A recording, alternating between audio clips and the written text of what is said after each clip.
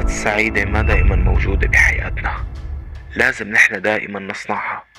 لما منكون صادقين مع أنفسنا وفخورين بمحاولاتنا الدائمة لتحقيق هدف معين، هذا الشعور بحد ذاته بيخليك مرتاح. ودائما لازم نحاول نجرب أشياء جديدة بتفتح لنا آفاق جديدة، وبتوصلنا لأحلامنا وبتوصلنا لطموحاتنا. لهيك غامر وجرب واستمتع، خطط وحقق أهدافك، عيش اللحظة بلا ما تفكر بالماضي، لأنه كل لحظة من عمرنا رح تسافر على كتاب ذكرياتنا حتما، وتصفي مجرد ذكرى منحكيها بالمستقبل.